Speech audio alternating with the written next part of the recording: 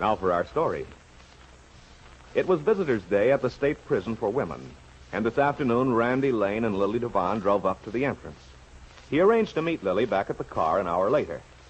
Then he strode toward the heavy guarded door of the main building, produced his visitor's permit, and finally was ushered into a large room with barred windows. Well, now he and Kitt are seated at a long table lined with chairs in the visitor's room. It was nice of you to give up your Sunday afternoon to come all the way over here. You drive? Yeah. What's the matter, Kitt? Well, it's just that I guess I'm a little oversensitive about being a prisoner in an institution. What you'd think when you saw me. Kitt. Your runaway imagination is wasting our valuable time. I know. As a matter of fact, since I've been here, my main thought has been that you look perfectly lovely. But then you always do. Oh, Randy. What? Thank you for saying that. It doesn't require any perception. It's an obvious fact. Now I can confess. Confess what? That's probably the basic reason for my acting as I did when we first started talking. The basic reason? Well, after the time I spent with Dr. Larrabee at the sanitarium, I'm pretty good at this analysis business. You should be. What is this reason? Female vanity. Hmm? It's the uniform, Randy. You know? I'm afraid I hadn't noticed it, Kitt. I guess there is some truth to the old cliche that men are never conscious of what a woman's wearing. I never knew, though, that it'd be a trait I'd appreciate. Isn't vanity a ridiculous thing? No, I don't think so. At least not in moderation. If women weren't somewhat vain, we wouldn't have so much to enjoy. No, Randy, it's really wonderful to see you. Thanks. Same to you. Now, are you all over being oversensitive, as you call it? Uh-huh. There's not much point in my feeling so tender or being self-conscious out of fear that you'll pretend to ignore the very present fact that this is a prison and I am an inmate. You know it, and I certainly do, so... But it won't be for long, Kitt. I'm sure of that. Your Uncle David's doing everything he can to get you a parole. I know. And, of course, I have hopes. I can't help it. Oh, but look, please, let's not talk about me. Such a waste of precious time. I want to hear everything about what you've been doing. All about the farm, your new business, everything. Well, let's see. How's your mother? Oh, fine as ever. And Lefty? Well, Lefty's in the throes of some great mysterious project. Oh? Yeah, the flower and plant show starts tomorrow, and Lefty's very intense about it. Oh. And so far as that event goes, he and your uncle are as deadly a pair of rivals as if they were after the same woman. It seems to me I remember hearing something about it. Don't they both enter delphiniums or something? But this year, Lefty's evidently pulling something startling. Whatever his entry is, he has it upstairs in his room. You'd think he was guarding the crown jewels. Won't tell anybody anything except Mom. You did tell her. And you, Randy. What about you? Well, nothing much about me, I'm afraid. No, now, look, am I going to have to prompt you? In your letter, you mentioned you found an office in the Porter building. Now, that's right across the street from Dad's, isn't it? Yeah. I'll bet Dad loves that. Yeah, I'm afraid he could do without having me opposite him, all right. And he could do without having you in real estate. Oh, Randy, I hope you give him so much competition.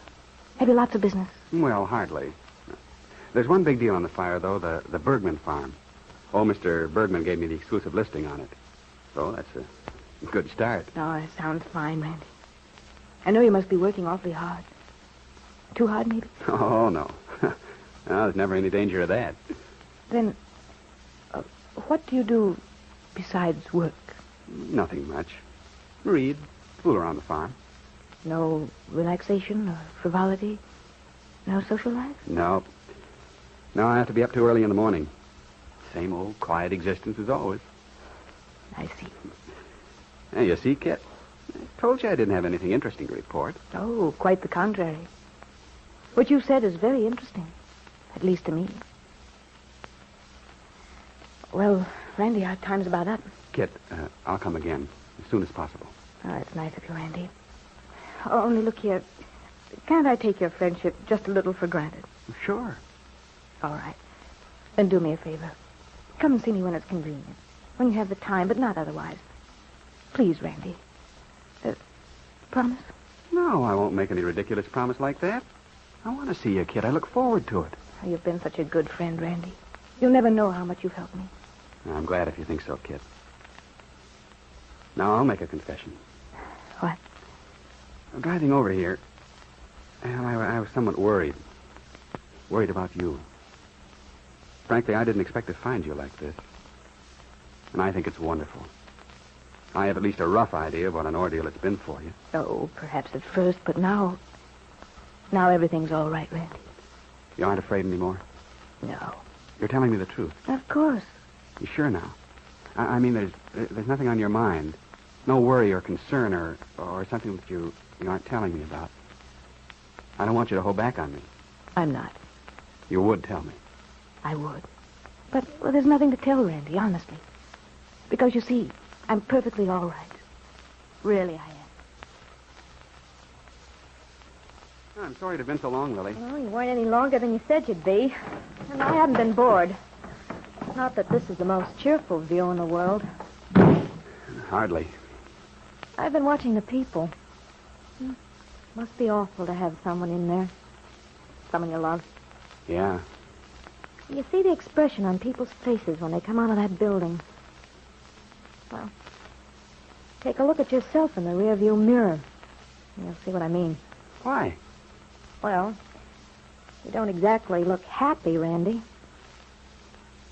As a matter of fact, I am, Lily. I'd sort of been dreading coming over here today, but I needn't have. She's certainly changed. Oh? Well, I guess we've got to get started back. Wait a minute, Randy. What do you mean Kitt's changed? Or shouldn't I ask that? Perhaps you'd rather not talk about it. No, not at all. Only I didn't think you'd be interested. But I am. I mean, well, I know how closely you worked with a psychiatrist when Kitt was at the sanitarium. I know how concerned you've been about her. I am interested. And it's not just idle curiosity, believe me. Oh, I'm sure of that. Lily, a real transformation's taken place in that girl. The last time I saw her, she was trying hard, but she was still fearful. Sort of clinging. Constantly in need of assurance, you know? I think so. But today, well, she seemed self-sufficient. As if she'd found her own answer to her problem within herself. After the first few moments, she was completely at ease. She was calm, cheerful, interested in other people. I'm positive Kit's going to be all right from now on. She's really back on her feet. Well, that's fine, Randy. I know you're pleased. Pleased? Yeah, and relieved. You have no idea how relieved I am. And at that same moment, behind the locked door of her room, Kitt Calvert lay across her bed, her face buried in a pillow.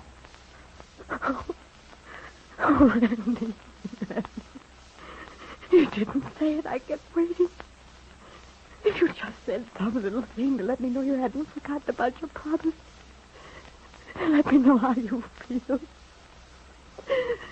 Just some little thing. It was so hard. Oh, I wanted to ask you. I wanted so much to ask you. But Randy Lane had no idea of the great effort Kitt had made today, or what it cost her not to question him about his feeling for her. But Randy isn't the only one to reach a false conclusion. To Lily, who loves him, it seemed that he spoke as one who felt free of a responsibility, relieved at the end of an obligation. But there's another interpretation, Lily. Randy's happiness at Kitt's new personality may stem from the conviction that more and more she is becoming the woman he wants her to be.